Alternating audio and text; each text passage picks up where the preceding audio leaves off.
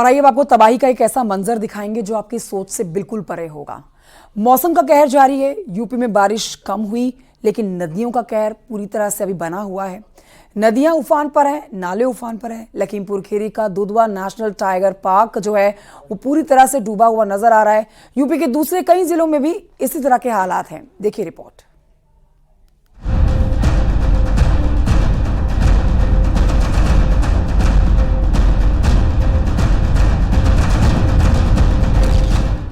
ये लखीमपुर खीरी है, जहाँ भी जिधर भी नजर जाएगी बस सैलाबी सितम नजर आएगा।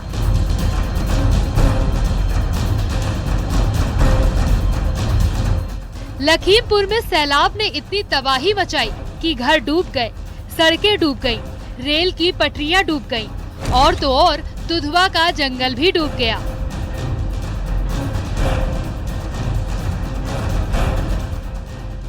अब जरा दुधवा नेशनल पार्क का नजारा आपको दिखाते हैं। पहले तो ड्रोन से रिकॉर्ड इस तस्वीर को देखिए। पूरा दुधवा पानी में डूबा नजर आएगा, इतना सैलाब यहाँ आया।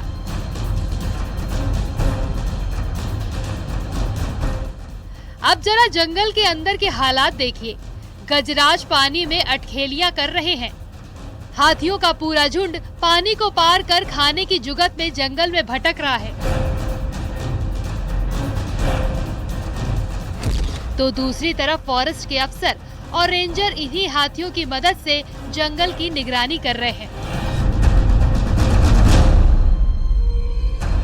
इन तस्वीरों में नजारा साफ नजर आ रहा हो।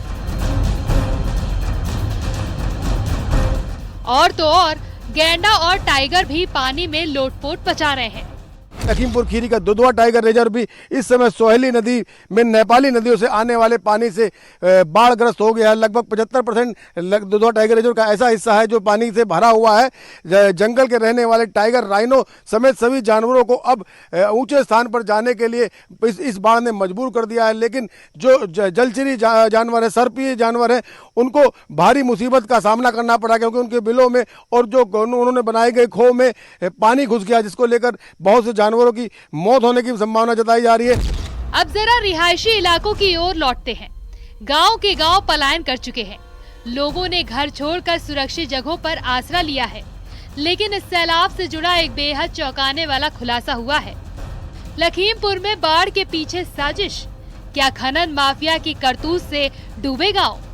शारदा में अवैध खनन बना विकराल सैलाब की वजह।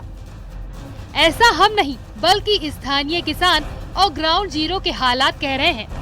शारदा नदी खासकर जो पलिया कस्बा है उसमें तबाही का सबब बनी हुई है। हम शारदा पुल पे खड़े आपको दिखाने देते हैं कि शारदा नदी इसी पुल के नीचे से गुजरती है। आप विजुअल में देख सकते हैं इस समय जो पुल का हिस्सा है कुछ ही हिस्से में शारदा नदी बह रही है और पूरा हिस्सा खाली गुजरा हुआ है। इसका कारण जानकार लोग जो बता रहे हैं कि लगातार अवैध खनन इस पुल के किनारे किनारे करके पलिया की तरफ शारदा नदी का रुख कर दिया। लगातार अवैध खनन करने वालों ने मड पंप लगाकर इस शारदा नदी का में अवैध खनन किया। नदी जहाँ बहा करती थी, मूल रूप जिसका जो हुआ करता था, वहाँ पे पानी नहीं है और कस्बे में जाके लगातार पानी हिट कर रही है।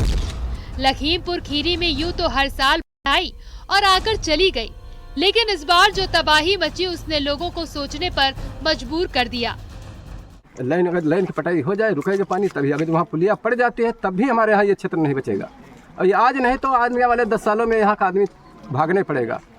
ये पूरी नदी यही हो जाए। नदी का रुख बिल्कुल हमारे सामने है, आगे जो मरोचा के साइड से, और नदी पूरी सूखी पड़ी है। वहाँ बालू से पट गई है, वहाँ बालू है ही नहीं, उसमें पानी है नहीं, पूरी बालू से पटी पड़ी है।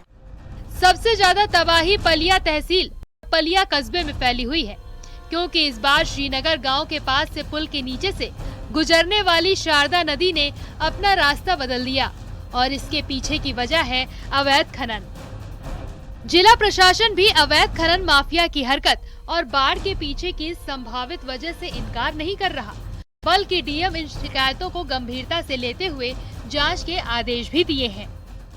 और जहाँ पे जो पंप वगैरह और सारे माध्यमों से जो वहाँ पे किया गया है, वहाँ पे खनन, मेन कारण तो वैसे खनन ही कहेंगे कि वो जगह नीची कर दी गई है, जबकि जो नदी की ठोकर भीरा से जो नदी आती थी उसकी ठोकर लगती थी यहाँ आकर, वो ठोकर काट दी गई। वो पानी सीधा पलिया की तरफ आने लगा, वो लाइन पे आता, लाइन कट जाती है, लाइन का जो है उसके चक्कर में इधर सारा इलाका यहाँ से लेकर मजगई तक सारा डूबा पड़ा है। अब जरा पड़ोसी जिले शाहजहांपुर का हाल देख लीजिए, जहां कल तक बेहिसाब सैलाब था, अब वहां से पानी घटने लगा है।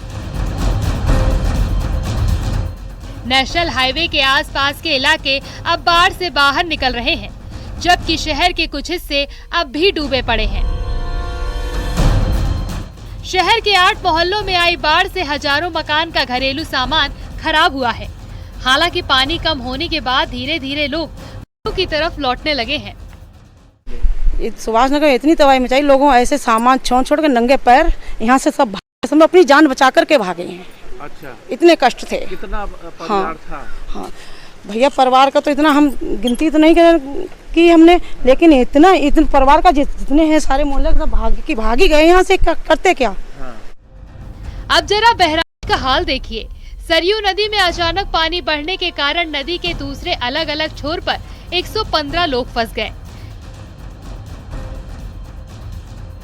नदी के रौद्र रूप के आगे एनडीआरएफ और पीएसी के जवानों की हिम्मत भी जवाब देने लगी, लेकिन सैलाब में फंसी जिंदगियों को बचाने के लिए देवदूतों ने हिम्मत नहीं हारी और लहरों से लड़कर 62 जिंदगियों को बचा लिया। हालांकि अलग अलग छोर पर तमाम लोग शनिवार दोपहर तक भी फंसे थे, लेकिन सभी का रेस्क्यू जारी है। इस बीच मौसम विभाग की तरफ से बड़ी खबर सामने आई। दक्षिण छत्तीसगढ़, उत्तर तेलंगाना, ओडिशा और पूर्व मध्य प्रदेश में भारी बारिश की आशंका है।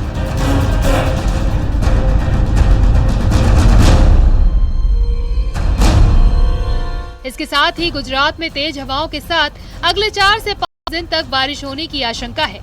उधर पूर्वी तट क्षेत्र में रेड अलर्ट, पश्चिमी तट क्षेत्र में रेड अलर्ट, मध्य भारत में ऑरेंज अलर्ट, उत्तर भारत में येलो अलर्ट जारी रहेगा, जबकि 22 जुलाई को उत्तर भारत में भारी बारिश हो सकती है।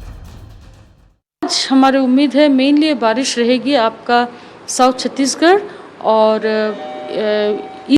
विदर्भ में, पूरा विदर्भ में और आसपास के क्षेत्र यानी कि north coastal Andhra Pradesh, north Telangana और नॉर्थ छत्तीसगढ़, उड़ीसा, ईस्ट मध्य प्रदेश, इन सभी जगह अति भारी वर्षा यानी कि 12 से 20 सेंटीमीटर तक होने की संभावना है। कुल मिलाकर मौसम के चक्रव्यूह में फंसे लोगों को अभी राहत मिलने की उम्मीद नजर नहीं आ रही। ये अलग बात है कि यूपी में नदियों का जलस्तर तेजी से कम होना शुरू हो गया है, लेकिन बारिश ने वापस दस्तक दी तो मुसीबत बढ़ सकती है। Bureau report, news 18।